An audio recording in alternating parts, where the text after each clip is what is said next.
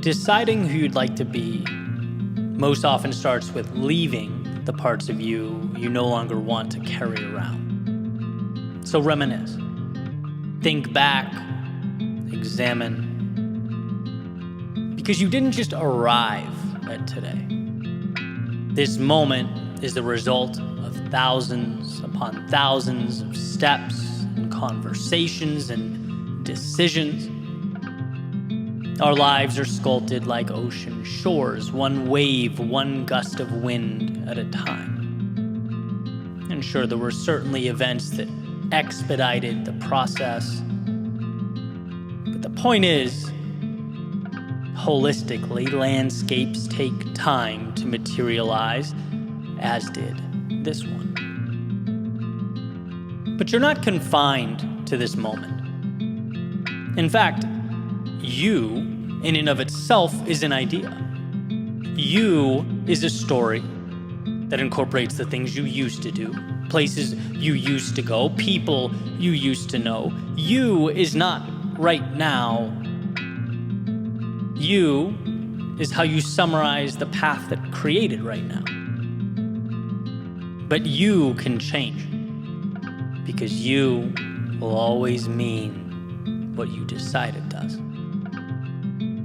So reminisce, think back, examine, and feel the warmth of the good times. Bask in the moments that lit up your soul. But don't be afraid to pull back the curtain on those things that, well, maybe you aren't too proud of. The things that no longer defined you, perhaps never defined you to begin with. Because see, before we cut ties with those stories and send them out to sea, we must do the hard work of recognizing what they are. Before we can identify the life to be lived, we have to be able to see the one that will live no more. And so it's okay to walk down that road. Those things are no longer you. They are ideas, old ideas, bad ideas, and so they will be relegated to the sands of time. They played their part, as everything does, and now it's time to detach. So reminisce. Think back, examine, grab what you love and let it become your guiding light. Take hold of the meaningful and pour it into the new you, the one you're making now, the one that matters now. You'll need it. Because the old you, it'll try to reemerge. It'll present itself in the shape of old faces with old expectations. Old places connected to old habits, old stories that just don't want to end. But these characters, they played their part. And thank God they did, because now they're recognizable. Now you know to cut ties. You know, I wish it weren't so. I think we all do, but sometimes life requires that we touch that burning hot stove in order to understand that it's hot. It's easy to dismiss these occurrences as a bad thing or wasted time, but I think they're a beautiful thing. Recognizing and mitigating our mistake leaves us with a new foundation to build on, a blank canvas. It makes you not a prisoner to yesterday's work, it makes you an artist again. A designer, a creator. So reminisce, think back and examine, but not to hold on. Reminisce to let go, to say the goodbyes that will make space for the hellos, to free yourself of excess that will make space for the necessities. You've spent a long time designing you. Some of it ideal, but all of it valuable in its own unique way. The reality is that now, in this current moment, not all of it needs to come with you. So reminisce, think back, examine, so that before you move ahead, you know exactly what needs to be left behind.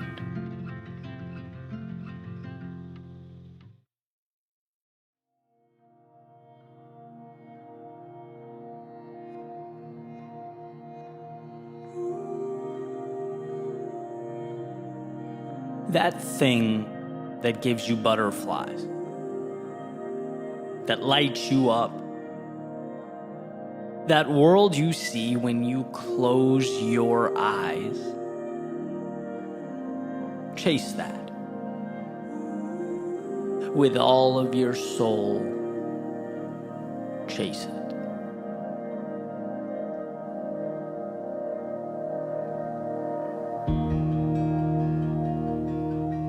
It's easy to brush off life's potential as just outside the realm of possibility. To see the ideal as some form of window shopping that you can almost touch. A fantasy to be explored when you sit back in your office chair or pass time in the doctor's office waiting room. But I think these aspirations mean more than that. Not distractions, but a North Star. Not a diversion, but the path. And by the way, I'm not naive about this pursuit and all that it entails, the truth behind it. I'd never advocate that what's possible or meant to be is somehow easy. In fact, I'd argue the only way something is meant to be is if you're willing to commit to the difficulty in bringing it to life. Otherwise, it wasn't meant to be anything but a missed opportunity. Because it surely will be a difficult road. And here's what we come to learn: everything of value is difficult. You know, and in an attempt to oversimplify, I often break life down into the easy thing versus the difficult but meaningful thing. And in some ways, sure, that's true. But I can also honestly say it would have been more difficult for me to have stayed where I was, not moved at all, to not have pursued what I believed in. It would have been more difficult thinking about that life I could have lived, the doors that could have opened, and that's just it. Life is about choosing your difficult. The difficult you seek out intentionally, or the difficult you come and let take control, render you helpless. And I think when we find ourselves in routines, or we've built for ourselves a world, we know we don't want to live in anymore, or we've outgrown, it's not that the current is real and the future is not. It's that we, somewhere along the way, decided to face the wrong opponent. Some adversaries make us stronger. They force us to be more, to grow. Other adversaries or opponents, they sit back and they let us defeat ourselves, and that's what we don't want. See, when the world knocks you down, you get to rise again.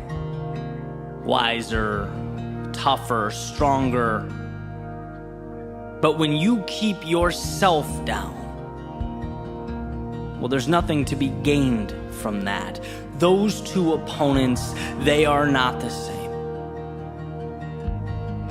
I reference my speaking career because for me, it's where that transformation is most evident. It's where it all began. My opponent was very much me. Avoiding opportunities, hiding from failure. I didn't give life a chance to knock me down. And so it didn't. How could it? I'd already placed myself in chains. And because of that, guess what? I stayed the same. I couldn't evolve. My ideal future was an idea that would briefly entertain me from time to time and move right on. It wasn't until I found the courage to switch my opponents. From myself to the world, I let life humble me. I gave talks where I was nervous and had cold feet, keynotes where my delivery was mediocre at best, where I barely got by. But with these battles came metaphorical riches, came that trust that had to be manufactured, that confidence that had to be earned. When I got out of my own way, I was able to let the trials and tribulations of life create a new foundation for me to stand on, to redefine reality. And the good news is that anyone can do that. Anyone can ask that question. Is something external in my way right now that I need to figure out, that I need to solve? Or am I in my own way? Am I not even giving myself a shot? Have I settled for right now as truth? When right now is just the less ideal difficult. When I was little, playing action figures with my buddy up the street, we used to think it was cool to see around corners, to see through walls, to know what was coming before it arrived, right? For action figures, absolutely. In superhero movies, why not?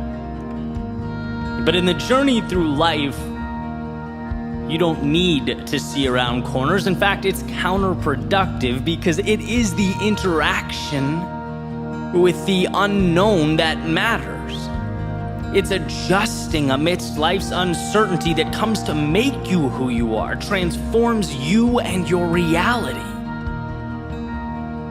As far as I'm concerned, the only way to lose is to remain behind that corner, peering out every now and then, hoping to get some kind of advantage or shortcut, willing to let life pass you by while you wait for the stars to align, thinking that that vision of an ideal life will stroll along the sidewalk, see you and reach out a hand.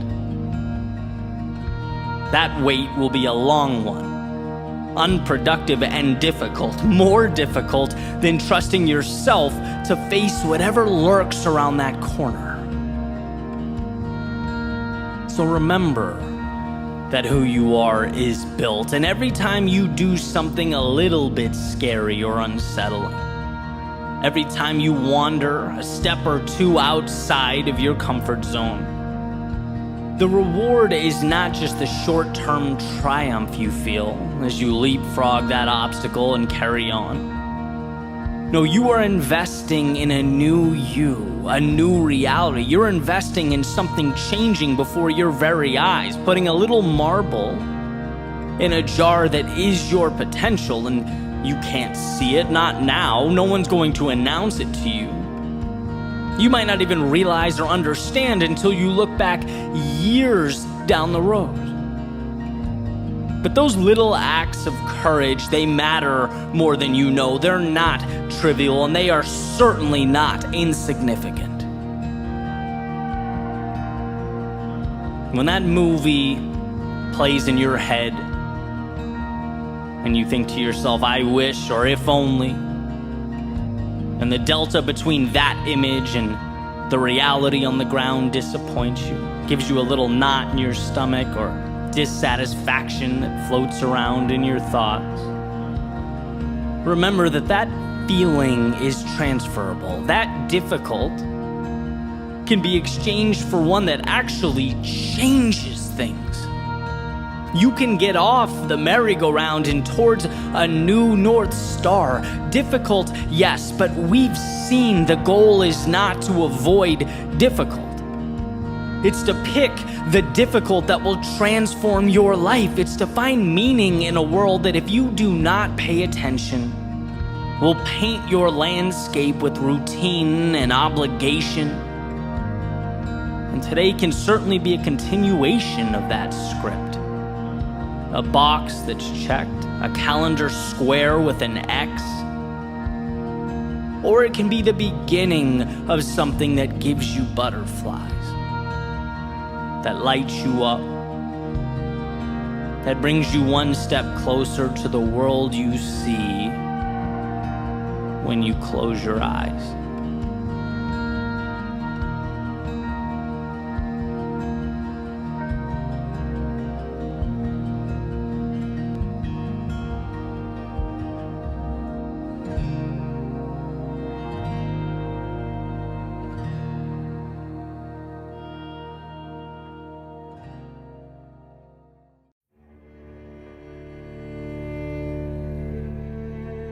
I've come to accept the fact that I'm a loser.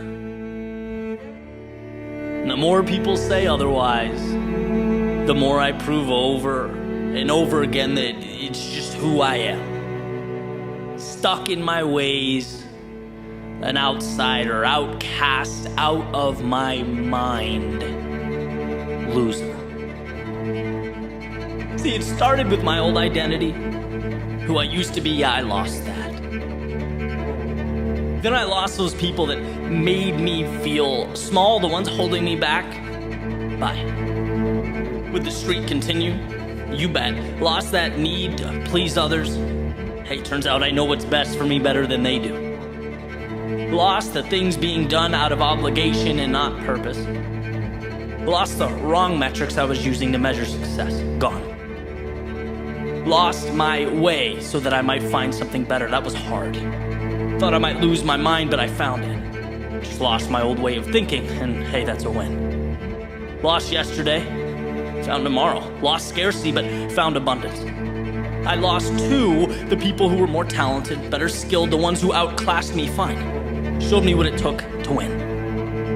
I lost my heart a few times. That sucked, but looks like it still works, so we're good. I lost my purpose, followed the shiny objects instead of the things that matter, but sometimes seeing what doesn't shine puts a spotlight on what does. Keeps me swinging from star to star, and hey, I like it up there. I lose my discipline from time to time, but hey, regret hurts more, so I force myself to find it.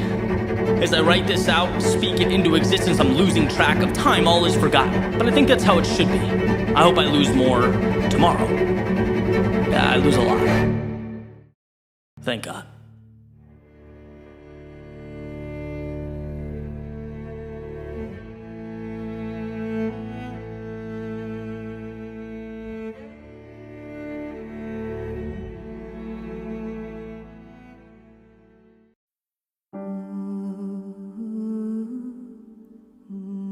I woke up last night and I remembered my debt to you. Being that I stand by the promises that I make, I jumped out of bed and I walked over to my desk, I turned on a light, and I began writing. At a minimum to explain myself, but at best case scenario to provide some reassurance. That every storm ends, that nothing is forever, and that someday, without question, I'll make you proud. See, things haven't been the easiest lately, and it's funny. Sometimes things seem so intuitive. Sometimes they make so much sense. And then sometimes it feels like you open up a novel right in the middle and it's in a language you can't read. You know, life feels more complex than it really is, and I feel smaller than I really am, but don't be concerned. I've fought my way through worse. I promise you, you'll be satisfied with the result. And yeah, you might have noticed that sometimes I face the obstacle of juggling two sets of standards. You know, two definitions of success, mine and the world. What I love and what matters to me versus what will increase my status, my standing in society. And honestly, it pulls me in two different directions sometimes.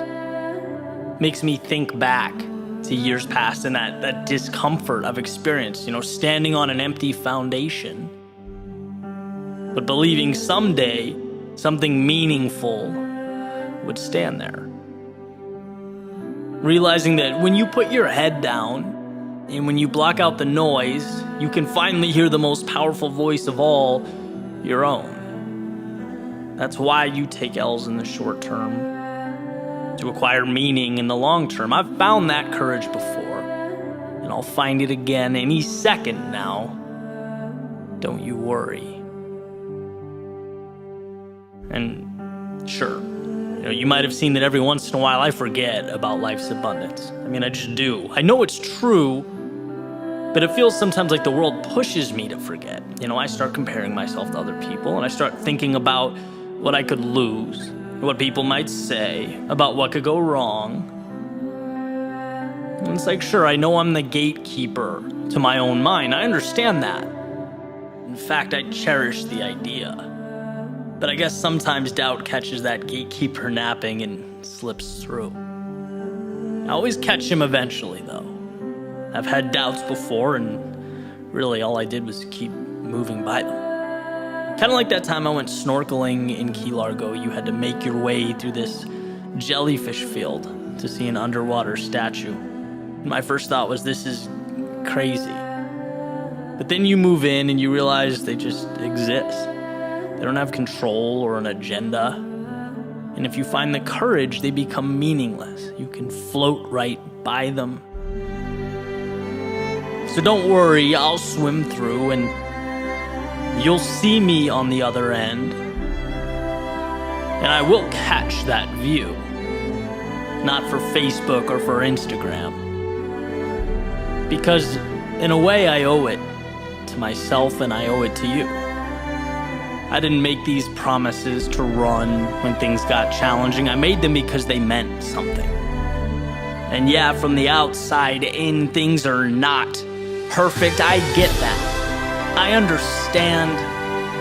But if you just hang tight, if you just remember that I've been there before. I've climbed out. I've come back. In fact, the deeper the valley and the darker the night, the clearer the answer always becomes when I emerge. And it may be a journey, but however long it takes, I've gotten there. And I have to admit, yeah, it feels funny writing a letter to myself, but I need you now more than ever. You've always been my toughest critic, and I appreciate that, but now I need you to be my biggest fan. To remind me that life can be confusing and seemingly contradictory, uncertain, and even chaotic. But that doesn't mean I'm not right where I need to be, right where we need to be. And if you'll just believe in me, if you'll hop along for this ride, you'll see that as sure as I'm sitting here writing to you now, I will make you proud.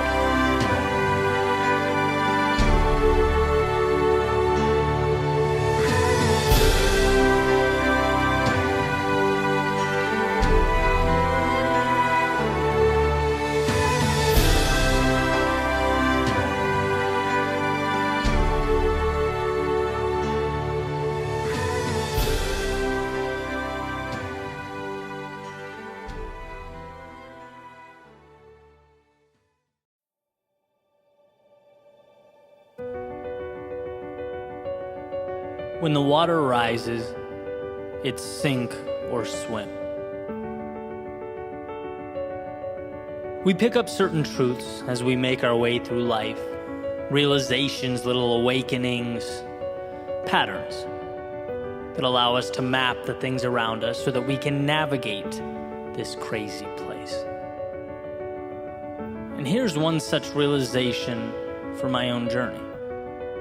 When you pursue your best, you live your best life.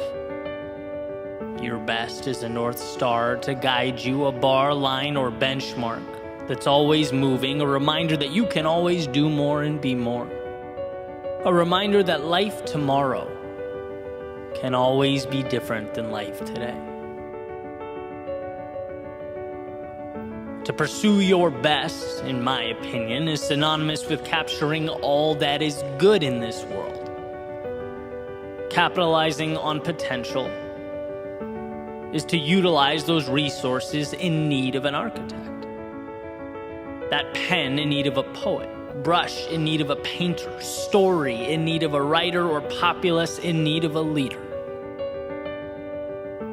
It's a pursuit that not only supplements our existence here on earth, No, I believe it is, in and of itself, why we are here on earth. But like every ideal, pragmatism seems to get in the way. Meaning, well, life is more difficult in execution than it looks on paper. We can't be our quote-unquote best every day. We sometimes fall short of that mark. Our outcomes don't always align with our expectations. The perpetual journey to one's best is neither straight nor without discomfort.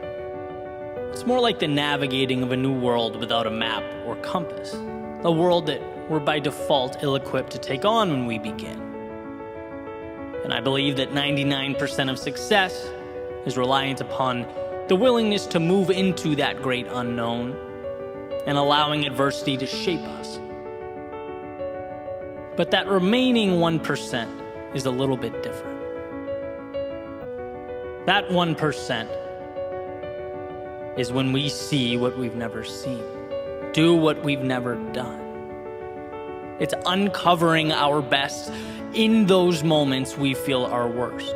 Climbing the highest when we're at our lowest. When the water rises, it's finding a way to swim. See, the majority of life calls for tiny adjustments. It's observing and learning and moving on. But rarely do we talk about the darkest moments, when we feel as though we are up to our neck in the trials and tribulations of life. When the world doesn't relay messages of hope or prosperity. No, the only incoming message is despair. You're essentially David looking up at Goliath. Perhaps a Goliath of your making. Perhaps not, but a Goliath nonetheless. So why here? Why are these dark moments different than the 99%? Why is a stage provided at the very time when the limelight feels further out of reach than it ever has?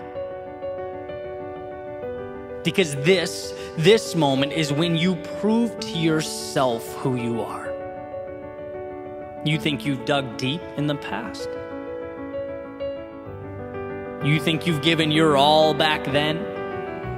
No, you have no idea what you're capable of. The world provides a stage in our darkest moments so that you can pull back the curtains and illuminate your strength. It floods your world with adversity so that you can trust yourself to navigate the waters. And if you can find a way here, when the walls are closing, clock is ticking, and water is rising, what can't you do? Have you ever asked yourself that question? Those moments show us what we can be, and that is why the 1% is everything. Why is it that rock bottom becomes a bridge to so many new tomorrows? Or the losses we dread most become the change we need most? The answer is simple. Because in those moments we find within ourselves the keys to transformation. See, you didn't know that you can leap that far.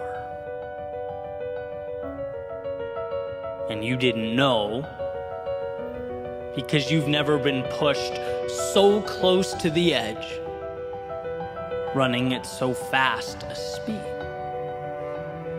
But in those moments, you learn that you can take flight. You learn you have the power to stand again. So while the vast majority of life is saying yes when most would say no, it's how we choose to act while immersed in our lowest lows that provides the framework and the opportunity. I believe that the tears indicative of despair streaming down your face look a lot like the tears that emerge during our happiest moments. They are the same. One just precedes the other. See, despair gives you a chance to look at life differently, look at yourself differently, to look in the mirror and understand that the reflection looking back is capable of leading a revolution in your soul. And I get how hard that is, how detached from reality it might seem, but isn't that what tomorrow is? A detachment from the reality, the parameters and the rules of today. It's not until that seed is buried beneath the earth that it plants roots, that it takes aim at the sky, and when you are stuck beneath the chaos of life, you have to know that this is where you too transform. So forget yesterday's shoreline, this is where you build tomorrow's destination. Don't fixate on what is gone when you can dream of all that is to come. And don't dwell on who you were when you can celebrate all you will be. When the water rises, swim.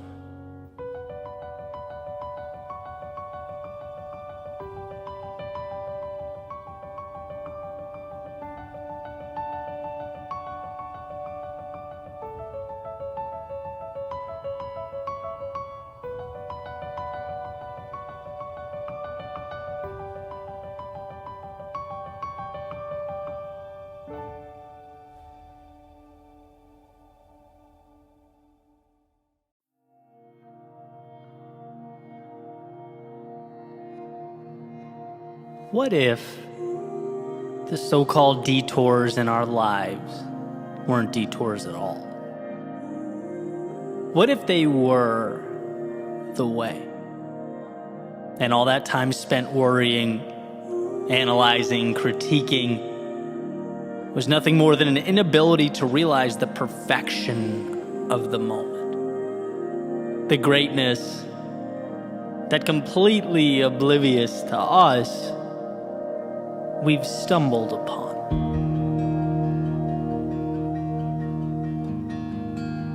Sometimes we can fall into the trap of looking at life in a way that I believe is too linear. And I certainly think we benefit from simplicity for a variety of reasons. Clarity, the ability to make something repeatable, the gift of focus. But here's the thing, truth is so rarely black and white. And that begs the question, well, what do we make of all that nuance and detail, all that other stuff? The surprises, twists, turns, mistakes, sudden goodbyes, unexpected hellos, the cutting away and the taking on. Because life is messy, unpredictable. And our greatest lessons seem to come from places we least expect them to. Our most memorable moments are often somehow dropped into our laps. It's the whole John Lennon notion that life is what happens while you're busy making other plans, right? And it's interesting to me that I've spent a decade pointing at this metaphorical mountaintop, pouring myself into a methodical plan, just to see again and again that the value continuously comes from the places I didn't anticipate. Where if I kept my eyes closed or even blinked for a second, I might have missed it. Seems like the important things often dress themselves up as mistakes, problems, setbacks, and detours. So why bring all this up? Well, in case you're like me, and you have that tendency from time to time to beat yourself up for the times you fell short, let yourself down, the times you swung and missed.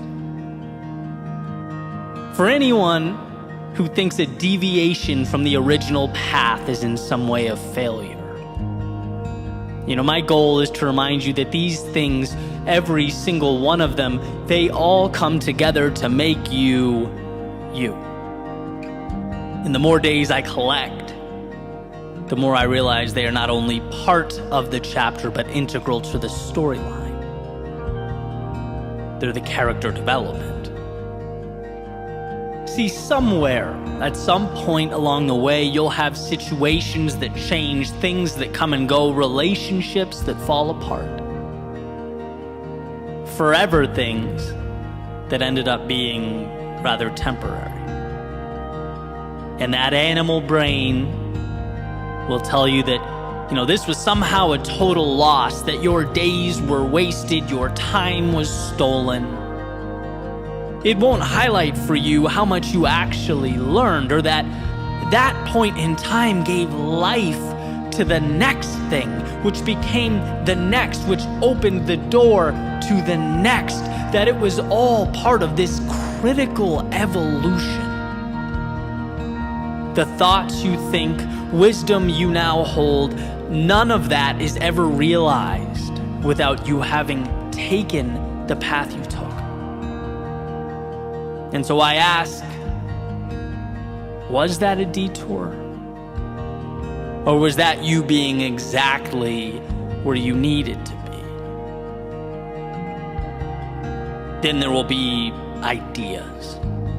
The ones you thought you had ironed out, nailed, hit out of the park, the plans that would change the narrative, rewrite the story.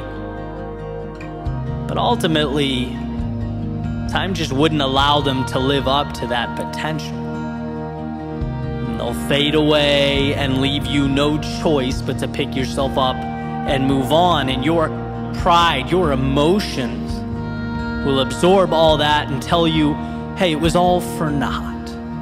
Another failure, a giant L. They won't show you how learning to brush yourself off and start again is a muscle, a skill, and that being as all people fall, the ones who never learn to get back up are at a tremendous disadvantage in life. They won't explain that you're more courageous now than you've ever been up to this point in time, that depersonalizing our miscalculations and carrying on, well, it won't just help you succeed, it will be the reason you do, the X factor, the wind beneath your outstretched wings. And so I ask, were those miscalculations detours? Or were they the wisdom that you needed more than anything else? And then, of course, there will be the times you just don't know. Perhaps these are the hardest, stuck, unsure. And it's bad enough that you have no idea. But then you look around and it always seems like everyone else has it all figured out. Everyone else has it down.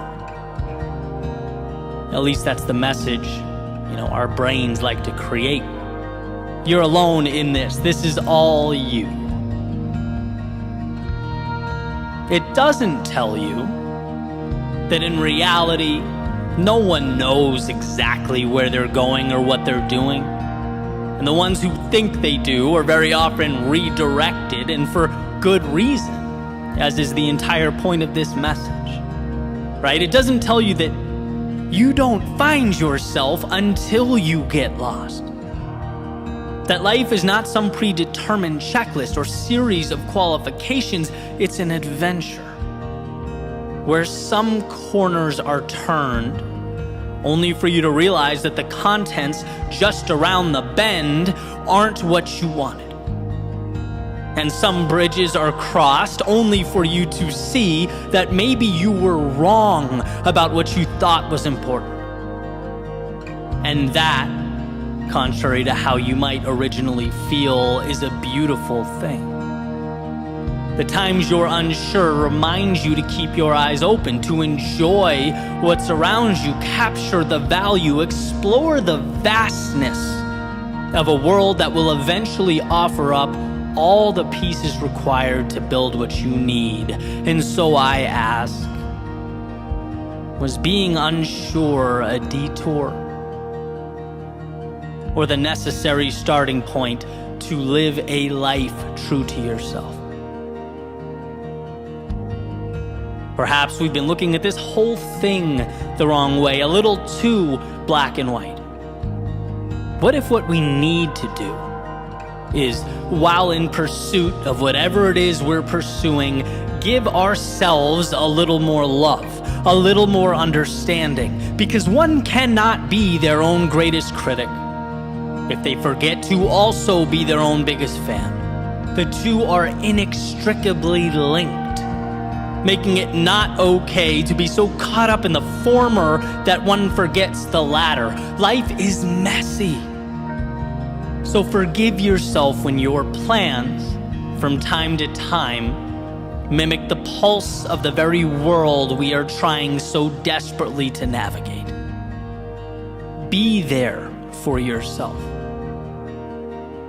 Because every step is important, every moment matters. And again, I ask, what if the so-called detours in our lives weren't detours at all? What if they were the way? And all the time spent worrying, analyzing, critiquing, what if they were nothing more than an inability to realize the perfection of the moment? The greatness that we've stumbled upon.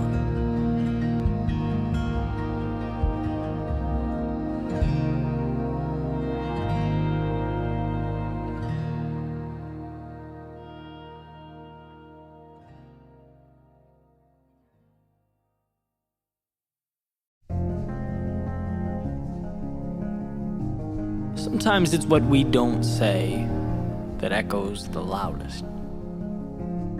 What we don't do that has the greatest consequences. Where we don't go that ultimately gets us lost. I remember as a teenager applying to college. I was working on the admissions essay. I was brainstorming with my grandmother, talking over possible topics and approaches. And she read me this quote that's sometimes attributed to Mark Twain, but that's beside the point. The quote states, 20 years from now, you'll be more disappointed by the things you didn't do than by the ones you did do. So throw off the bow lines, sail away from the safe harbor. Catch the trade winds in your sails, explore, dream, discover. I thought this was the perfect bridge to the next chapter in my life. The latest horizon, the newest adventure. I thought it was incredible, and it was. It was exactly what I needed, and so on to that next adventure I went. But here's the thing.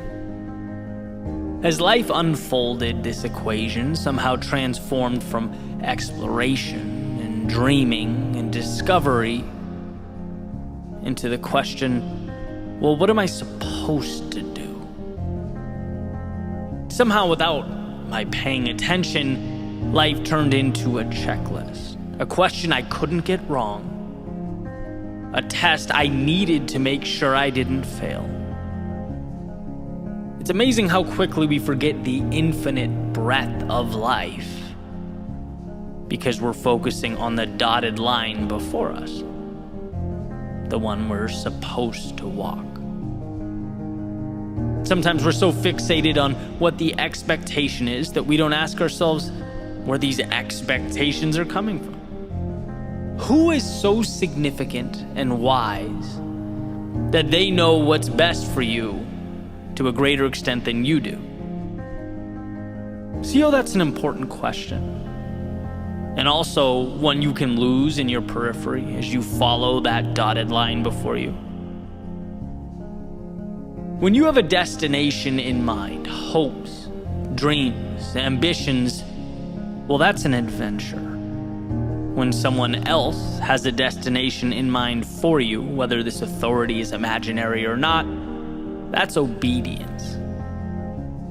And sometimes the greatest disservice we can do to ourselves is to not stop and think, to not stop and ask ourselves where we're going and why.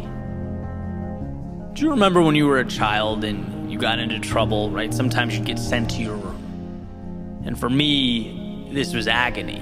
When it was punishment, I wanted to be anywhere but confined within those walls. I hated being sent to my room. And then finally, the door would open. My parents would say, "Eddie, you can come out now."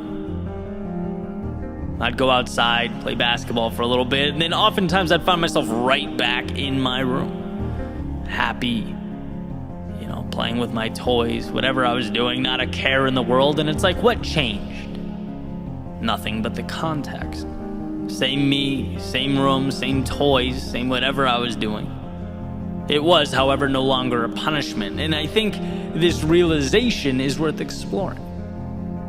We may not realize, we may not even be able to articulate it, but I think we long for control over our lives. We long to walk our own path. And in this situation, the path led me right back to where I was. Sometimes, though, the path leads us in the opposite direction, far away to distant worlds. The end destination is not as important as the fact that we chose it. That we asked ourselves why, and that we believe in the answer and immerse ourselves in its execution. So when Mark Twain talks about the things that we don't do holding more weight in our hearts, it's because those things we tend to skip over are often the very things that breathe life into our souls. We'll go to school to get good grades, to get a 9-to-5, to get a promotion, to get a mortgage on a home. But the audacity to open that photography studio, the nerve to think you could rent a van and travel the country, the delusion to think you could start that routine that will get you in the physical shape you've always dreamed of. See, we're lucky and fortunate to have the things that we have. The quality of life we lead now far exceeds those that came before us. Life is convenient, incredibly convenient. But what is convenience if it comes at the expense of purpose, of meaning in life? Because that's what steers the ship. A crisis of meaning ultimately mitigates everything else. There is no exploration without meaning. And without exploration, tomorrow becomes a repetition of today, not an evolution of today. And what's incredible, truly incredible, is that our purpose can be rediscovered, our paths redefined. How? By having a long conversation with, you guessed it, yourself. By putting the phone in another room, by disconnecting the Wi-Fi and spending time with you. Something along the lines of, dear self, what matters to me in this world? Where am I going right now? Is where I'm going right now aligned with what matters to me in this world? And sometimes the answer is yes, sometimes no. Great, but what we have now is a foundation to work off of. An awareness that should be celebrated, that you created. It's so easy to walk through life and never have that conversation. It's so easy to sleepwalk to the tune of someone else's song, the beat of other people's drums. But when you open your eyes, you see the correlation between your thoughts and your actions and your reality. You realize that when you wake up, that tendency to ask yourself what you have to do today, to reflect on your problems, those questions you assumed were normal, that you never gave much thought to.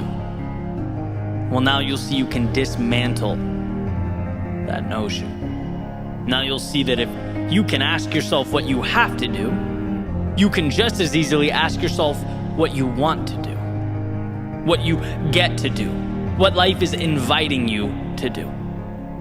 If you can reflect on your problems, you are just as capable of reflecting on the opportunity at your fingertips. If you can spend time dwelling on whether you're walking the obligatory dotted line that's been laid out in front of you, you're just as capable of redrawing that line and allowing it to pull you into a new dimension. Listen again, 20 years from now, you will be more disappointed by the things you didn't do than by the ones you did do. So throw off the bow lines, sail away from the safe harbor, catch the trade winds in your sails, explore, dream, discover. Explore, but for you. Wander down those paths that have for so long piqued your curiosity. Try things you once felt like other people were entitled to, but you'd never given yourself permission. Be that for yourself, because no one will come up to you and randomly give you that green light. Dream, because without building your castles in the air, as Thoreau calls them, you live your entire life on the ground. You'll never hit targets that you don't create. And sure, there'll be a time that only you see the destination. Great, that's life, but with each step forward, as it becomes more real for you, it will make sense to others as well.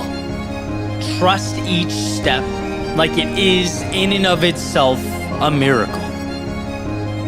And you'll find in time that that's exactly what each step was. And lastly, discover. Discover who you are, what you're capable of becoming. As Emerson said, to be yourself in a world that is constantly trying to make you something else is the greatest accomplishment. To forge your own path, build your own life, stay true to your own heart is courage. So sail away, because you have the ability, because you are strong enough, and because the story you're about to write doesn't continue on until you turn the page on today's chapter.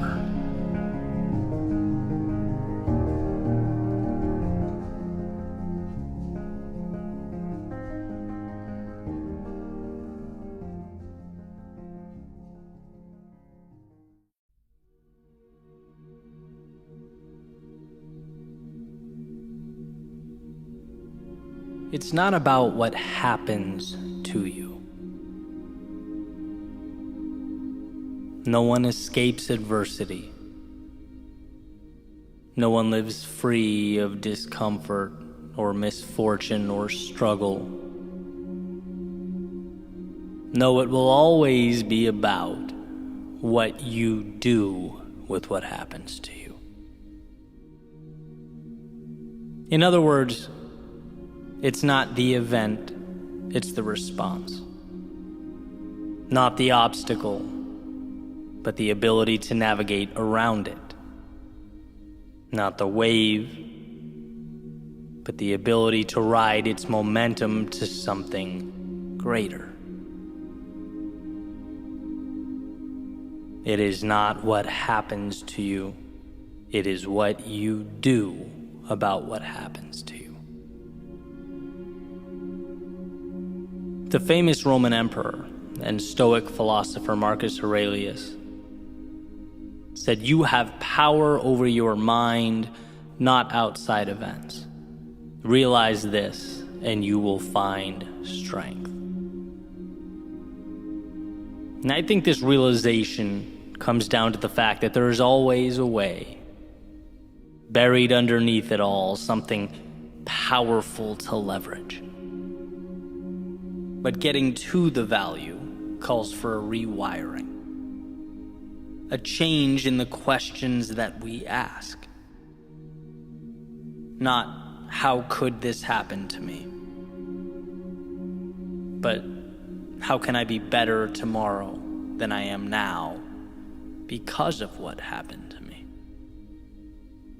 Not, can I still be that person or accomplish what I set out to? But I am that person. Now how will I adjust my path so that I get there? We're operating within a world of value, limitless opportunity. The difficulty simply pushes us to that value faster, expedites the process. It forces us to open our eyes and see that the world works for us. So you take, for example, the fear of starting something new. That fear, it doesn't have to be an endpoint or a red light indicator. Fear doesn't mean you're not qualified or prepared or equipped. It simply lets you know that you have finally acquired the courage to step out of the safety of the only world you knew and into the turbulence of growth, onto the path of something better. And where it's easy to move away from that feeling, to turn your back on the chaos and retreat to something simpler, maybe something more predictable or contained. What if you viewed the fear as the price that we all have to pay to pull the curtain back on the best things life has to offer? Changing the question from, will I be afraid, to instead, this is important, this is meaningful, therefore it's inevitable that I will experience fear, but what will I do about it? How will I conduct myself amidst the fear? Will I continue forward? Those are the questions that contain the value. Right? I can't keep the water from rising or the walls from caving in. No, that's an inevitability where I'm going. The worthwhile road always has its adversity. But will I use that water to learn to swim? The walls to climb, to adapt and scale? What will I make of this? That's the question that becomes the difference. And sure, you could stay away. You could choose not to take the path that presents the danger and the turbulence. You could attempt to contain the world around you by simply refusing to experience it. But then, of course, you become presented with the question, why intentionally refuse to cash in a winning lottery ticket? Why diminish your gift in such a way? If it's not what you look at, it's what you see. Why see the world as an adversary? Why see yourself as less than you are? The saying goes, when you fight for your limitations, you get to keep them. You'll never exceed the person you've decided yourself to be. And yes, the world can feel intimidating. It's unknown. You in many ways can't control the characteristics that make life what it is, but you can always control you. Just like you can't control the wind, but you can adjust your sails. You can't control the tides, but you can predict and plan and execute accordingly. You control you, and that is where the power is. And of course, there's going to be times where that's hard to see, when it's not your first instinct to find the value. Take, for an example, a change, a loss, the end of a relationship, the point where people tend to feel their lowest. It hurts to have something and lose it. To have what you were once so sure about challenged, what you once believed in called into question. But this doesn't have to be a referendum on you as a human being, right? Sure, you made your mistakes, but you have the opportunity to dwell on them or to acknowledge them and ask the question, I know what I know now. How can I be better than I've ever been in my life? How can I position myself to get more of the good and less of the bad? Same idea, different context. When those walls feel like they're crumbling down, you have to know there is more on the other side, just beyond what the eye can see. And this isn't just an idea I play around with in my head. I make a concentrated effort to think this every time something goes wrong. When my first reaction is emotional, my first emotion is anger or frustration. It's like, take a breath, compose yourself, and start looking for the value. Because here's the truth, the world is not going to end today. There's going to be a time down the road when I look over my shoulder and right now is a distant memory. What will I have done with it? And it's the times that might have broken you that contain the greatest transformation. I like to say the greatest tragedies or the hardest times made me who I am today. The losses taught me that I had everything I needed. The failures showed me what I'm capable of enduring. The times I was let down taught me to depersonalize the shortcomings of others, but to simultaneously hedge against them. The times I was lost showed me we only discover or meet our potential when we leave the little day-to-day realities that we create. Why? Because we are in control. Not of the external, but the internal, and that ends up being a bridge to a reality that means something. So when you find yourself at the base of a mountain looking up, understand that there are two ways to perceive the climb. You can see it as the gravity pushing down on you, as Earth standing in your way, or as an opportunity to ascend to a version of yourself that previously not only didn't exist, but wasn't available. This is your opportunity. The same opportunity that the vast majority of the world would disregard or misinterpret. That most would feel fear of and be dissuaded by. Most would live in the stories about who they aren't and what they aren't capable of. But not you. You didn't place that mountain before you, but you sure can extract the value from it. All you have to do is decide that you're capable, and that the meaning and the value and the freedom of tomorrow means more than the discomfort of today. If you allow that for yourself, you will become truly unstoppable. Not because the path simplified or got easier, but because the traveler trusted himself to walk down it.